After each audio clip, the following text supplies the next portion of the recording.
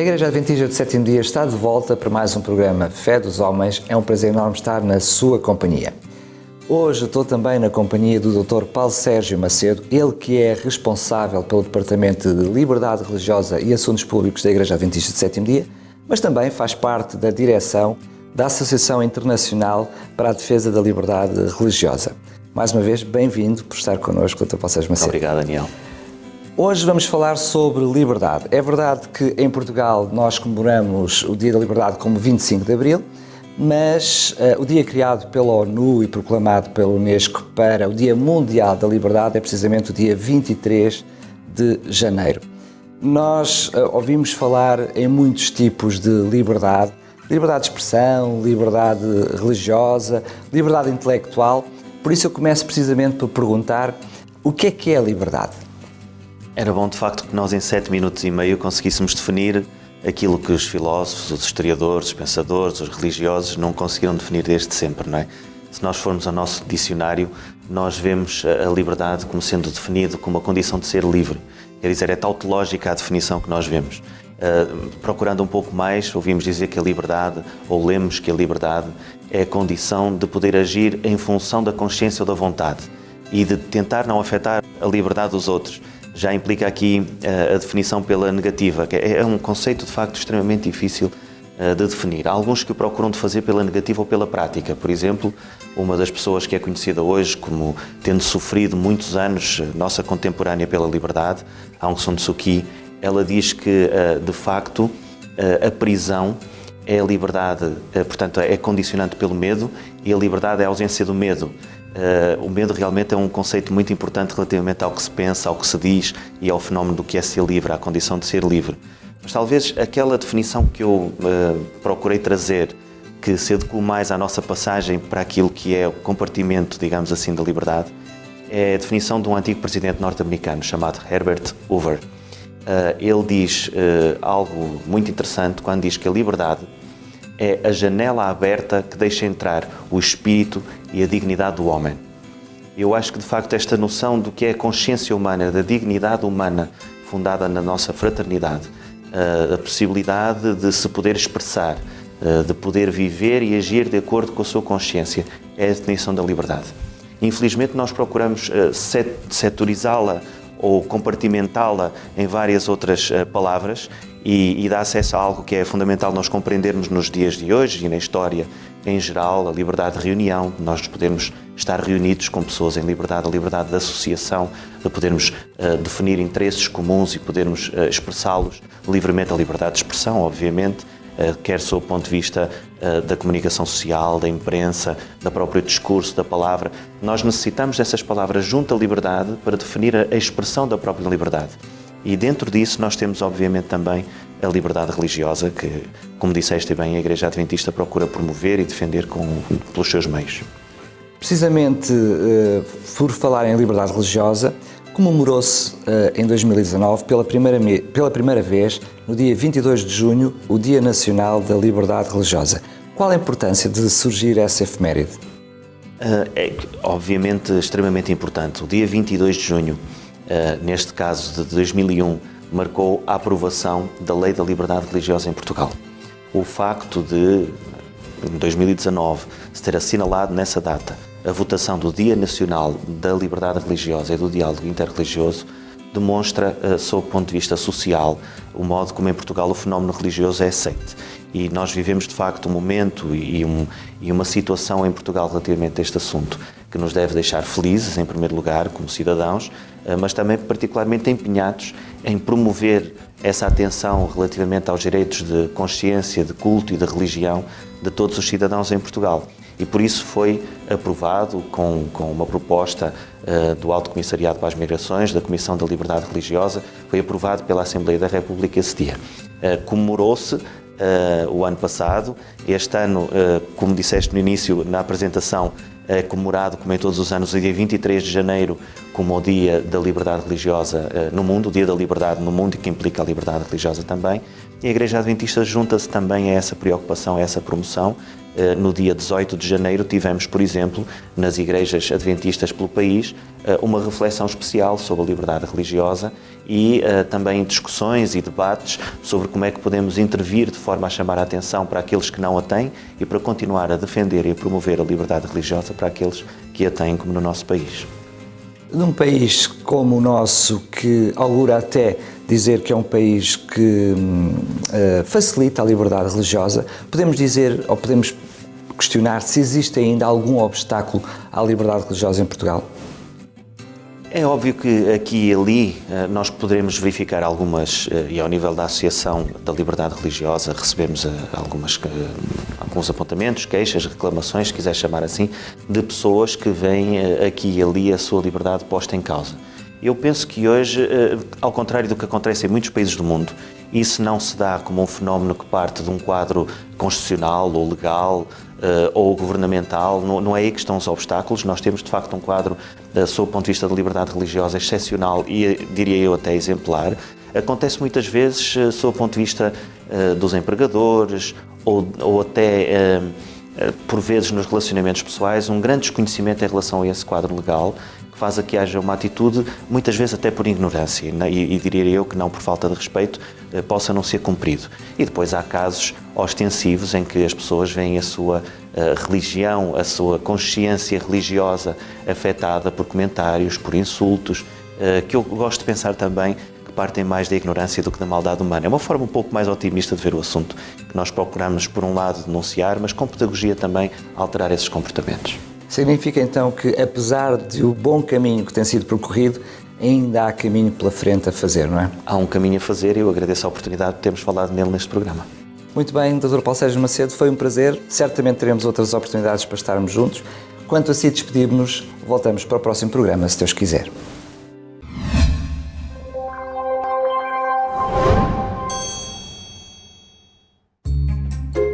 Quando era criança, Iana sabia que um dia queria batizar-se. Aos 13 anos, lembrou-se do seu desejo. Vou batizar-me, disse ela. Por isso, Iana assistiu durante 6 meses à classe batismal de uma igreja adventista do 7º dia de língua russa que a sua família frequentava em Praga, a capital da República Checa. Ela contou com entusiasmo aos outros os seus planos de entregar o coração a Jesus. Olga, a sua irmã adotada de 21 anos na Ucrânia, quando soube a notícia, informou: "Também me quero batizar." A Olga começou a assistir à classe batismal na Ucrânia e fez planos para viajar até Praga para se batizar com a Iana. Iana estava entusiasmada porque a Olga se queria batizar. Agora, um batismo tinha se tornado em 2. À medida que se aproximava o dia do batismo, Iana convidava os parentes e amigos para assistirem à cerimónia na igreja. Ela convidou também os 17 colegas de turma da única escola adventista em Praga. "Estou muito entusiasmada com o meu batismo", disse Iana. "É uma grande celebração e ficarei muito feliz se estivesses presente." A diretora da escola estava maravilhada com o entusiasmo da Iana quando falou com os colegas da turma, muitos dos quais pertencem a outras denominações cristãs ou nem vão sequer à igreja. O rosto da Iana brilhava de alegria. Por fim, chegou o grande dia. Parentes e amigos encheram a igreja. A Iana estava tão feliz. Quando saiu da água, ela sabia que tinha realizado o seu sonho. O pastor perguntou quem se queria batizar a seguir. Esther, a irmã mais nova da Iana, pôs-se imediatamente de pé e foi a correr para a frente da igreja. 2 adolescentes juntaram-se a ela. A Iana estava entusiasmadíssima. Agora, um batismo tornar-se-ia em 5 batismos. Vários colegas da turma da Iana aceitaram o seu convite para ir ao batismo. Passado pouco tempo, 3 desses colegas, 2 meninas e um menino, decidiram que também se queriam batizar. A Iana estava entusiasmadíssima. Agora, um batismo tornar-se-ia em 8 batismos. Mas não ficou por aqui. A Iana tem uma irmã mais velha chamada Diana, que tem 21 anos e é estudante universitária na Ucrânia. Diana viajou para Praga para assistir ao batismo de Iana. Mais tarde ela disse: "Sabes, eu também me quero batizar." Um mês mais tarde, a Diana batizou-se na Ucrânia. Qual é o poder de um batismo? O Espírito Santo usou a decisão da Iana de se batizar para tocar o coração de 8 pessoas. Um batismo passou a ser 9 batismos. Depois de me batizar, outras pessoas também se quiseram batizar, disse a Iana. Louvado seja Deus!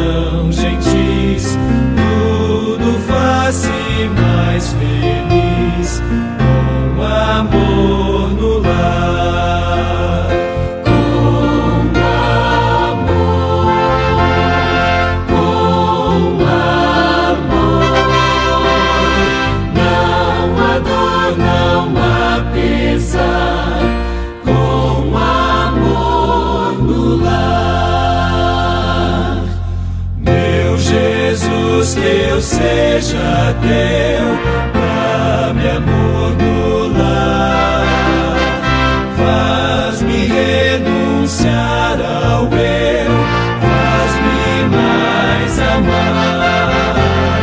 Vida mais feliz terei, hei de estar aos pés do Rei, sempre andando em sua lei.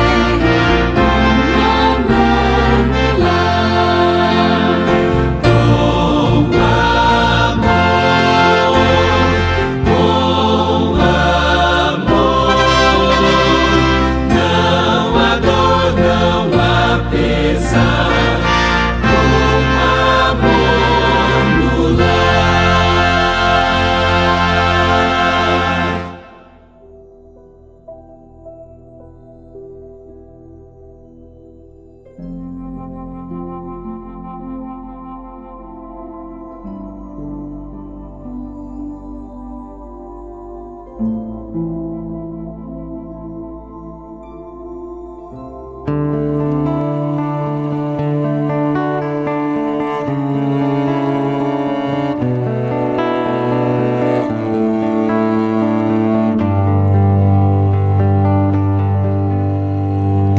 Olho em volta e vejo dor, a gente a sofrer sem saber porquê.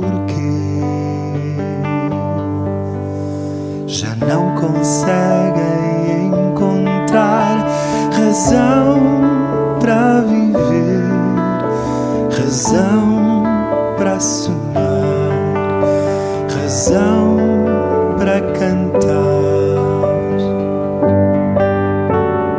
Mas o sol ainda brilha, mas o céu ainda é azul, mas Deus ainda é quem reina no nosso coração.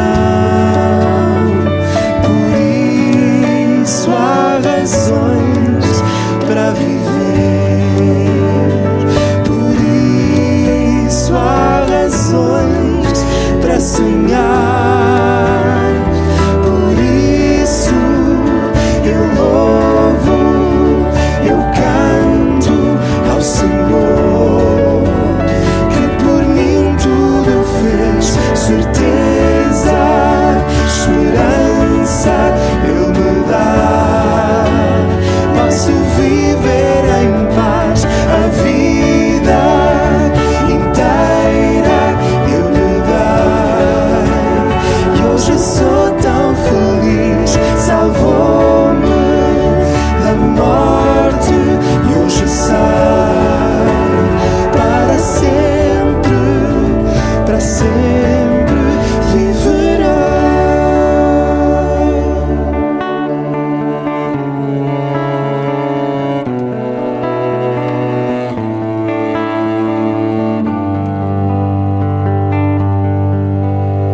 O vento passa e ninguém sabe para onde vai ou de onde vai. O tempo corre sem parar, ninguém sabe porquê, ninguém pode impedir, ninguém pode entender. Tudo está nas mãos de Deus, com poder tudo Ele sustém, pois Deus ainda é quem ordena ao vento te acalmar. Por isso há razões para viver, por isso há razões para sonhar. Por isso eu louvo, eu canto ao Senhor, que por mim tudo fez. Certeza, esperança Ele me dá. Posso viver em paz a vida inteira Ele me dá. E hoje sou tão feliz, salvou-me da morte e hoje sai para sempre viverá.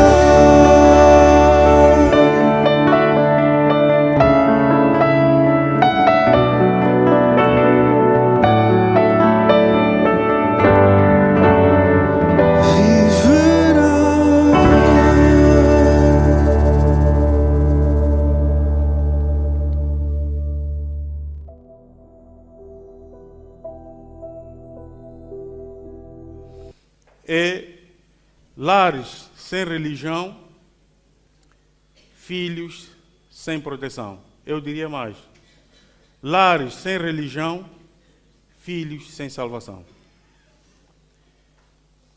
Ao longo do pouco tempo de cristianismo que eu tenho assistido e ouvido muitos bons cultos, aqui e onde eu saí. E a minha pergunta, se calhar é de muitos irmãos e de muitas irmãs, é que por que muitos bons cultos que eu e os irmãos têm ouvido não têm se transformado na vida prática daquilo que Deus espera de mim.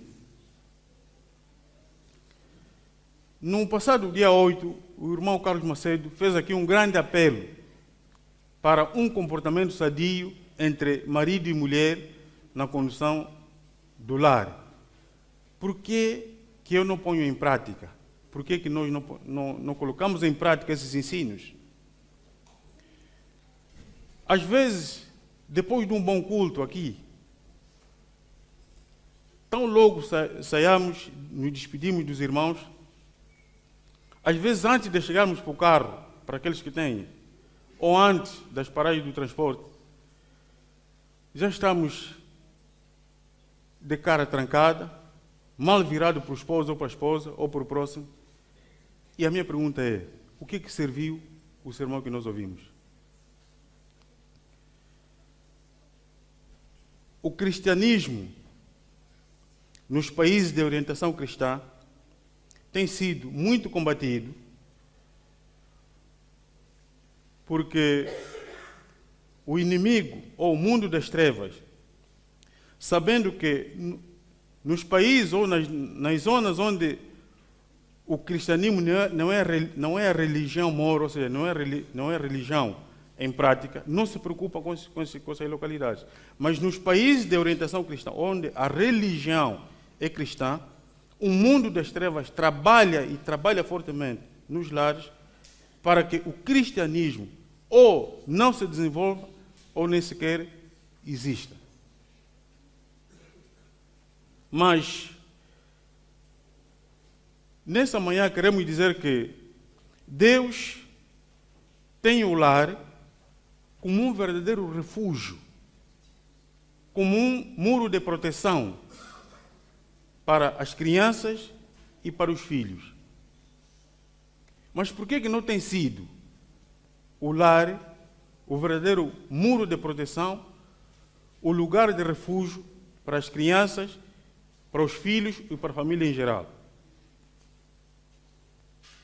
Sabemos, irmãos, que existem muitas igrejas no mundo, mas verdadeira religião, essa quase que não existe. A verdadeira religião que começa no lar, essa quase que não existe. O que nós formamos aqui é um conjunto de famílias que adoram Deus de sábado a sábado, de quarta a quarta, enfim, e lá o tempo vai-se. Mas a própria igreja, diferente dessas paredes bonitas, desse edifício bonito, são os nossos lares. São as primeiras igrejas, são os primeiros lugares onde se formatam as pessoas para que na igreja, em conjunto, e na sociedade, nas empresas, em outros lugares públicos, possamos exercer a verdadeira religião cristã. Nós nos temos colocado a jeito do inimigo, do mundo das trevas, para que isso não seja uma realidade. E, mesmo sabendo que Deus confere poderes aos pais, tanto aos homens e às mulheres, quando casados, para que sejam esse verdadeiro muro de proteção para com as crianças e os filhos, nós temos negligenciado esse papel. E o lar tem como base a paternidade. Portanto, Deus instituiu a religião cristã tendo como base, tendo como papel principal o da paternidade. E, infelizmente, à medida que o tempo vai passando, os pais, ou seja, os homens, mesmo tendo filhos, fogem às responsabilidades que Deus lhes confere. E aí também tem sido o caminho para que os lares descambem. Nós estamos no fim do tempo do fim. Será que é isso que nos leva a estar aqui sábado a sábado? Fugirmos às nossas responsabilidades como pais? Quando vemos a família, ou quando vemos a história de Abraão, notamos que ele teve o primeiro filho, Ismael, aí já com uma certa idade. filho com a serva, né, Agar.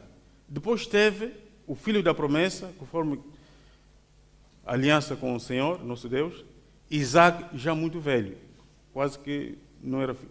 Portanto, em condições normais e humanas, não seria filho dele, mas é o filho da promessa, é o que veio segundo a promessa do Senhor. E ao vermos para isso, ficamos com a ideia de que ele só tinha Ismael e depois Isaac. Mas também sabemos que depois da morte de Sara teve outros filhos. Mas, irmãos, independentemente de 3 ou 4 ou 5 ou 6 filhos que ele teve, como família, Abraão tinha mais de 1000 pessoas, ou quase 1000 pessoas, sob sua responsabilidade. E onde ele passasse, quando ele saiu do Ur dos Caldeus, para ir para uma terra que Deus iria lhe mostrar, levava cerca de 1000 pessoas. Quando chegou em Harã, parou ali, se acampou com cerca de 1000 pessoas.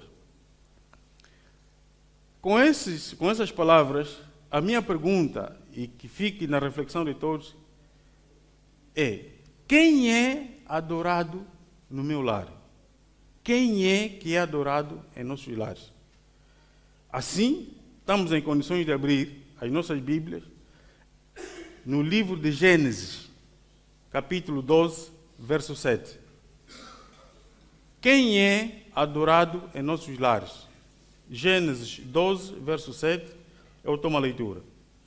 E apareceu o Senhor a Abraão e disse: a tua semente darei esta terra. Vamos para a parte final desse versículo. E edificou ali um altar ao Senhor que ele aparecera. E edificou ali um altar. Abraão, que tinha sob sua responsabilidade cerca de 1000 pessoas, irmãos, queridas irmãs da Igreja do Barreiro, onde ele passasse, começando com a sua saída de Ur dos Caldeus, chegando em Harã, depois continuando a caminhada para a terra que Deus iria lhe mostrar, onde ele parasse, onde ele se acampasse, erguia altares. E as pessoas que passassem pelos lugares onde ele já tivesse passado, identificavam como um lugar onde Abraão terá passado por causa do tipo dos altares que ele edificava. Querida Igreja do Barreiro, Deus quer que nós sejamos verdadeiros ou bons construtores de altares. Que sejamos identificados como aqueles que identificam altares diferentes do que o mundo oferece. Outra pergunta que fica é: eu ouvi para aqui, muito cedo, passar a lição, cantar bem, orar, devolver os dízimos, ofertar, causar boa impressão para os irmãos e para as irmãs. Será que esse é o rótulo que verdadeiramente me identifica, ou que identifica os irmãos de que Cristo vive em minha casa? Irmãos, irmãs, Cristo vive em nossos lares. Estamos a ser verdadeiros construtores de altares como Abraão? Estamos a ser, ou estamos a ter um comportamento como o de David, o grande rei David, durante um certo tempo da sua vida, em que terá evitado que a arca do Senhor, vamos reter isso, irmãos, e David, por um tempo da sua vida, já como rei, terá evitado que a arca do Senhor fosse parar em sua casa. Será que nós estamos a ter esse comportamento para que não sejamos o muro de proteção para os nossos filhos, nossas crianças? Porque é assim, queridos irmãos, querida igreja, nós é que moldamos as crianças que Deus nos dá. Nós é que determinamos que roupas é que vestem. Estou a falar como criança, porque é dali onde se forma o coração deles. Nós é que determinamos a roupa que eles vestem, o que eles comem, a que hora dormem, amigos é que vão ter, que escola é que frequentam, que igreja é que poderão frequentar depois que já não estiverem conosco. Por isso é que Deus nos confere poder para que, por nosso intermédio, eles não se desviem mesmo, enquanto forem menores. Provérbios 22, 6. Estava a dizer há pouco, será que estamos a ter um comportamento como o que o rei Davi teve durante certo tempo da sua vida, em que, numa determinada caminhada, ao se transportar a arca, que era para levar para a casa real, no caso, na casa de Davi, isso em 1010 a.C., ele evitou que a arca fosse parar em sua casa, porque durante a caminhada, um geteu israelita, da tribo da família getista, tocou na arca. Quando esta se desequilibrou e imediatamente morreu, ele temeu que fosse parar para a casa dele. Davi temeu receber a arca porque Uzá terá morrido. Será que é o nosso comportamento hoje? Temos medo de receber a arca do Senhor em nossa casa? A arca do Senhor, aqui literalmente referida, só tinha os 10 mandamentos. Se estamos a negligenciar receber a arca do Senhor em nossa casa, estamos a dizer que nós não queremos ensinar os nossos filhos com base nos 10 mandamentos. E se é isso que nós queremos fazer, então estamos a dizer que os nossos filhos poderão se perder. Estamos a passar esse passaporte de que eles depois se percam. Mas não se esqueçam, irmãos, os filhos, enquanto menores, se adultos se perderem, nós também vamos nos perder.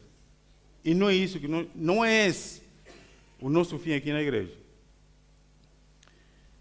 Os irmãos, se puderem conferir essa história, está em 1 de Crônicas 13, verso 12 até 14. Por um momento, Davi, repito, 1 de Crônicas 13, 12 até 14. Por um momento, Davi disse: como trarei a mim a arca do Senhor, depois da morte de Uzá? Como trarei para minha casa os 10 mandamentos, se eu não os cumpro? É essa a nossa pergunta? Claro que marido e mulher são indignos diante do Senhor, mas essa atitude de Davi em esquivar receber a arca, passar para a casa de Obed-Edom, os irmãos podem ler, repito, 1 de Crônicas 13, 12 até 14, passar a arca para a casa de Obed-Edom, este que recebeu de bom grado a arca do Senhor, durante 3 meses, só viveu muitas e muitas bênçãos. Não será bom nós recebermos a arca do Senhor em nossas casas, para vivermos muitas e muitas bênçãos como Obed-Edom viveu? O apelo, meus irmãos, minhas irmãs, é que a casa de Deus, esta, seja primeiro a nossa casa, seja primeiro o nosso lar. Esse é o apelo. Há um preço muito alto a pagar pelo cuidado dos filhos.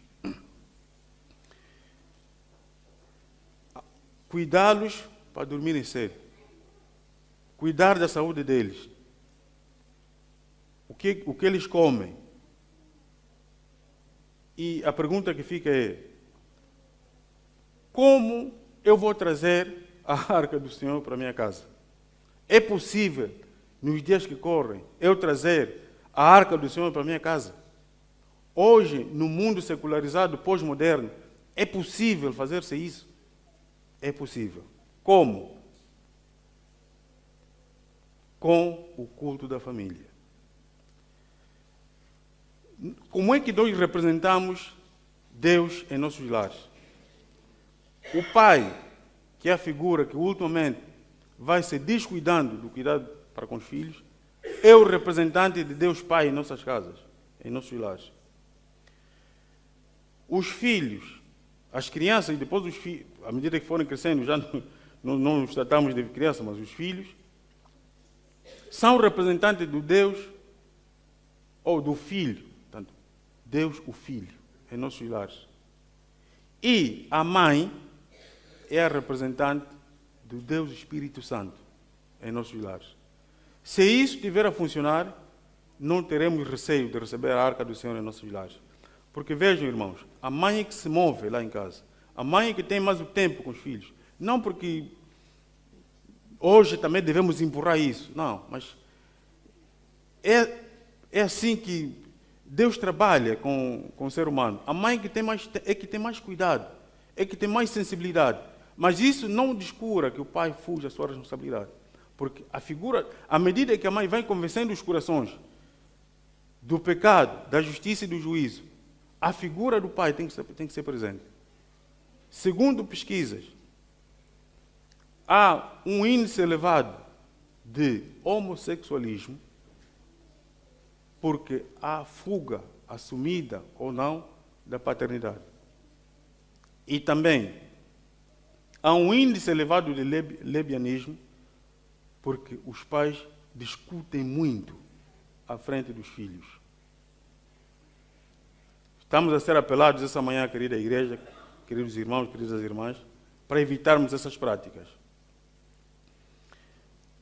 A descrição que encontramos em Provérbios 22:6, de que ensine ou eduque a criança no caminho que deve andar, não é um passaporte, um cheque em branco, para que as crianças, depois de já crescidas, no caso adolescentes e depois até adultos, os filhos, continuem com os pais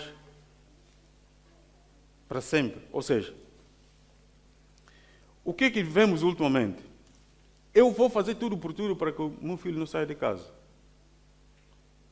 Mesmo que estejamos a ressentir ou a permitir as práticas nocivas, a condescender com o prejuízo dos princípios divinos em nossos lares, nós fizemos tudo por tudo para que os filhos já adultos fiquem em nossas casas. Ou seja, somos permissivos para que se transe, se fume, se bebe, se faça todas aquelas coisas que não são boas, porque eu não quero perder o meu filho. Então, que o meu filho não saia de casa, eu faça tudo por tudo que ele fique em casa. Ou seja, não é passaporte, não é cheque em branco. Provérbios 22:6, de que instrua a criança no caminho que deve andar, para que ele fique, mesmo já adulto, em casa, fazendo o que não é correto. Sabemos da história do filho pródigo, aquele, o mais novo. Foi embora, mas contra a vontade do pai. É o que Deus faz conosco. O pai disse, eu sinto muito, eu choro, mas eu não posso quebrar os princípios. Tu vais. E foi. No devido tempo, ele voltou. Há aqui duas coisas que devemos ter em atenção. Quando o nosso lar é um verdadeiro altar, o filho, ao se tornar pródigo, pode ir. Mas ao ter saudade do que nós fizemos quando ele estava conosco, ao passar mal onde ele vai, um dia ele pode voltar. Por isso é que não se desviará mesmo, ainda que ele saia, poderá voltar.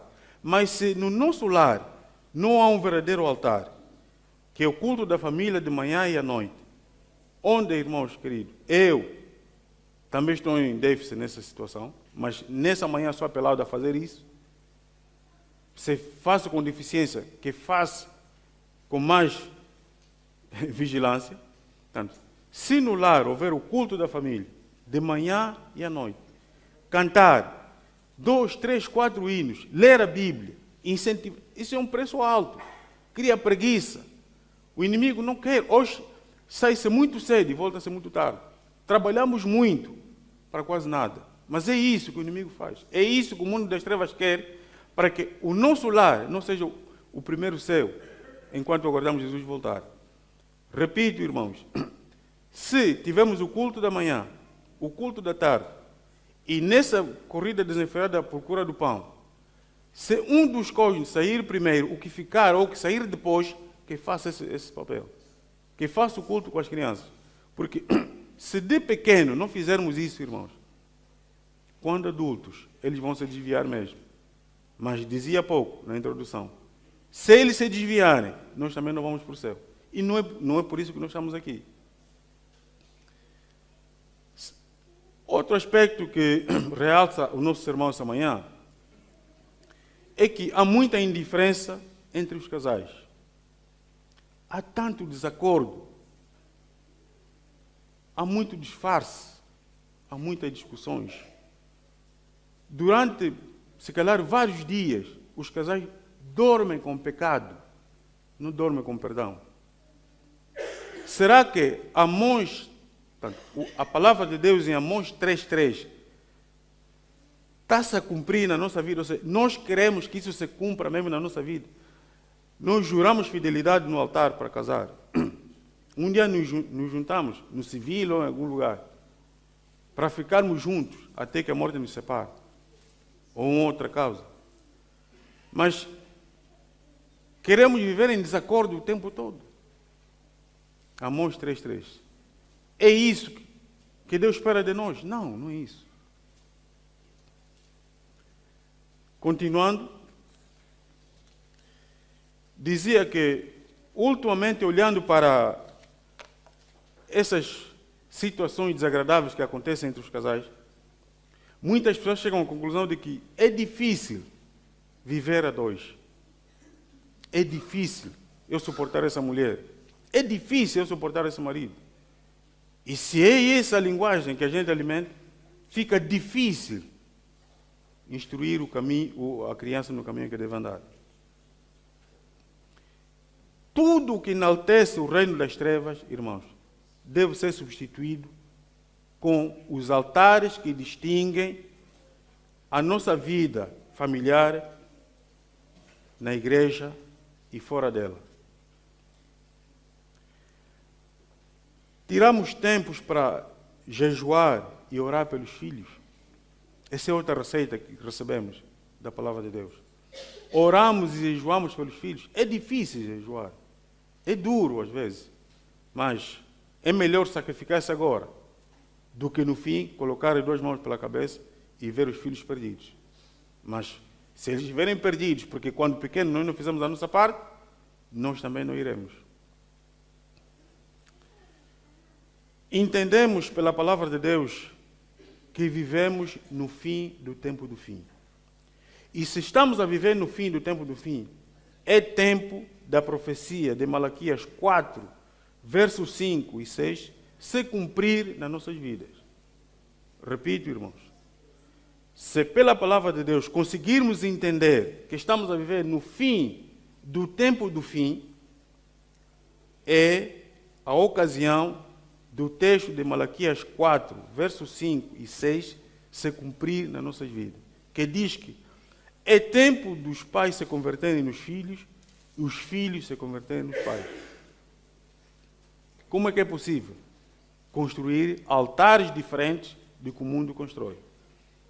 Não está errado darmos tudo para os filhos. Não está errado.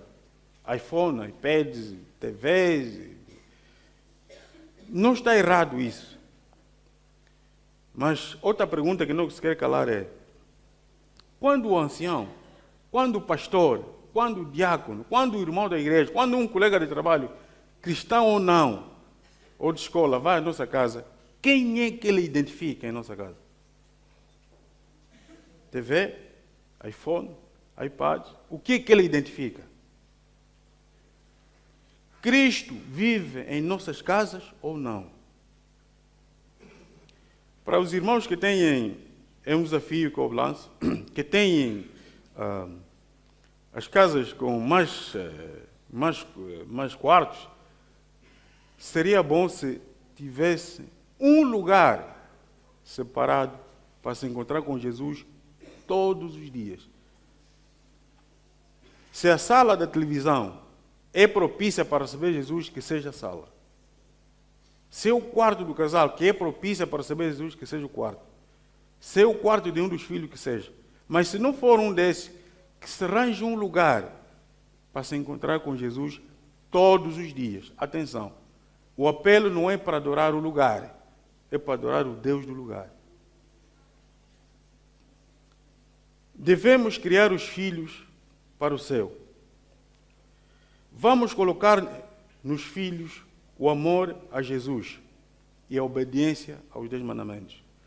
O estatuto da criança, amplamente difundido e defendido, não está errado, amplamente difundido e defendido no mundo, eu agradeço muito por esse estatuto, enaltece direitos, não tem deveres.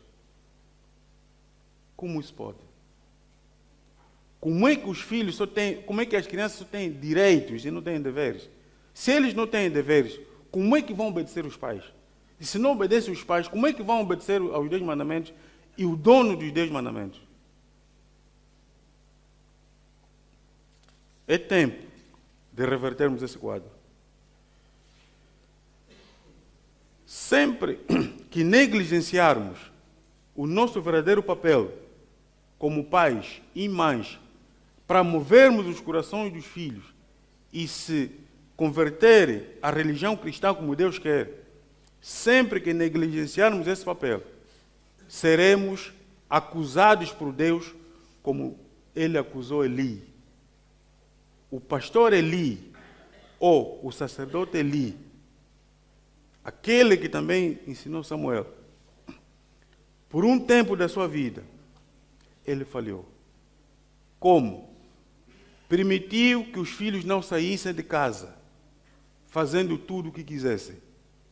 E, num único dia, morreu Eli, morreu Ofni e Finéias. Não é esse fim que Deus quer para nós.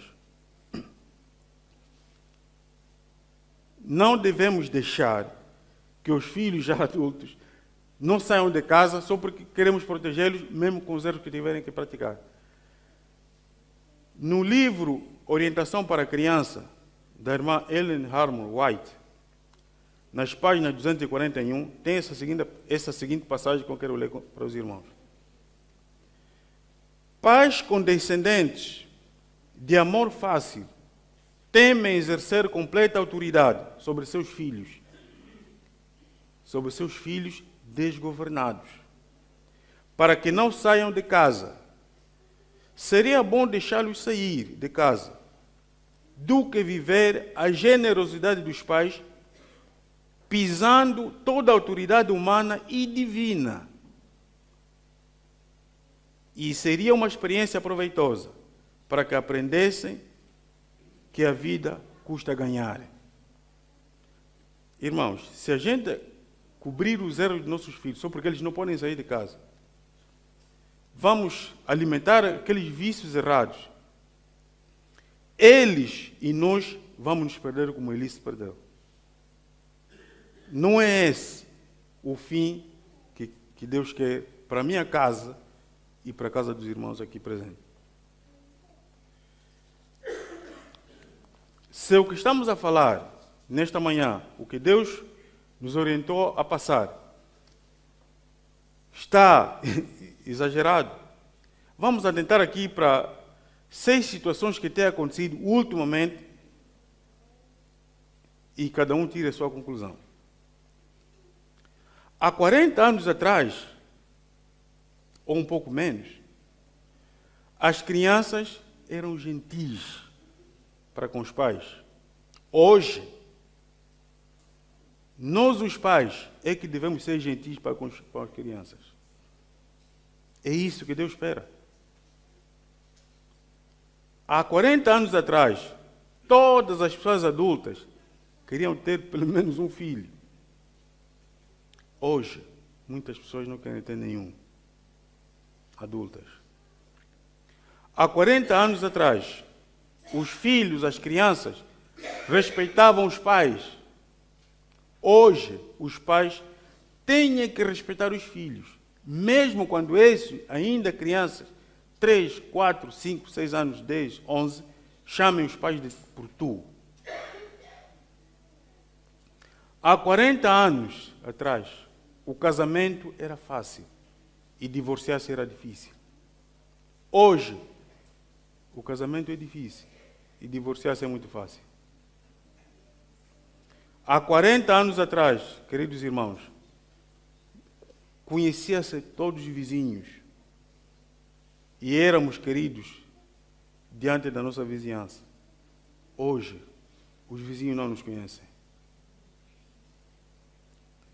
E, há 40 anos atrás, uma pessoa, no caso o pai ou a mãe, poderia trabalhar para sustentar toda a família. Hoje, o avô, o pai, a mãe, os irmãos, todos trabalham para sustentar uma família. Um filho, desculpem. Está ou não está distorcida? Não está distorcido o valor, não estão distorcidos os valores da família nos dias que correm. Eu entendo que estão distorcidos. E, para terminar, dizer, irmãos, o campo mais difícil para se ser santo é o nosso lar. Ser santo aos olhos da esposa, ser santo aos olhos do esposo, ser santo aos olhos dos filhos, isso é muito difícil. Mas é possível. Se construirmos os tais altares diferentes que as pessoas notam ou notem, que são diferentes pela positiva, não pela negativa. Enquanto ficamos focados nas coisas periféricas dessa vida, discussões ali, virar a cara ali, uma semana não se fala, mulher e marido. Enquanto ficamos focados nessas coisas periféricas, estamos a deixar de lado os deveres sagrados de educar as crianças no caminho que devem andar, enquanto aguardamos Jesus voltar. Mas é isso que nos interessa? Não acredito. Se os nossos atos irrefletidos, irresponsáveis, eu acrescento, nos levam a que os filhos e talvez as esposas chegam a se perder, como aconteceu com aqueles detratores de Daniel que estudamos hoje, ou que terminamos a estudar hoje na lição 7, que por atos irrefletidos induziram o rei Dario a erro. Eles e as esposas e os filhos foram jogados na cova dos leões, onde no fundo Daniel dormiu. Eles nem sequer chegaram no fundo, já tinham sido estraçalhados.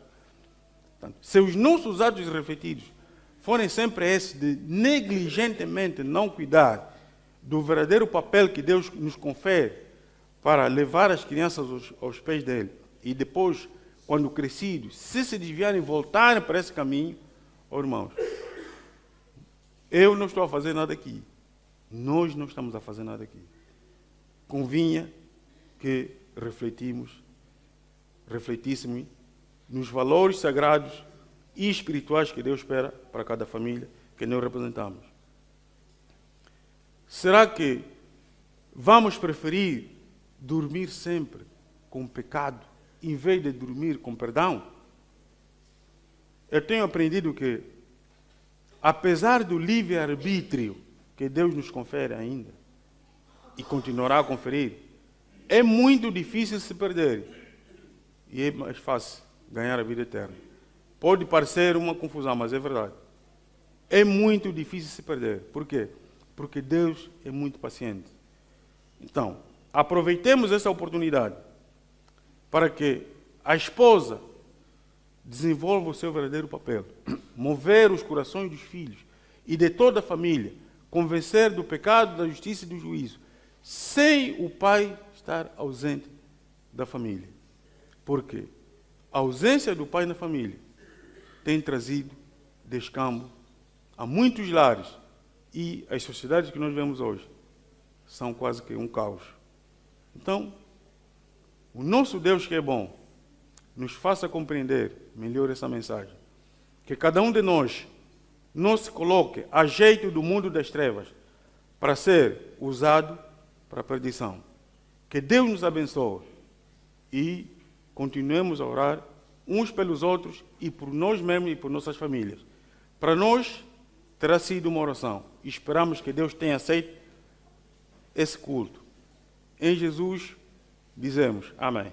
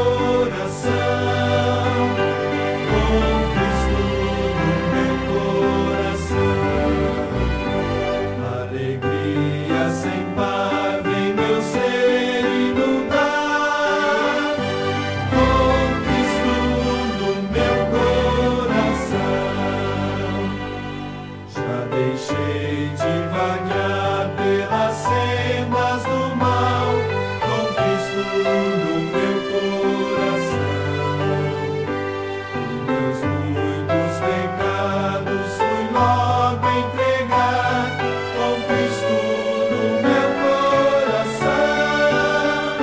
Com Cristo no meu coração, com Cristo no meu coração,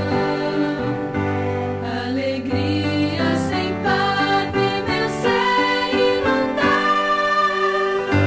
Com Cristo no meu coração, renovar.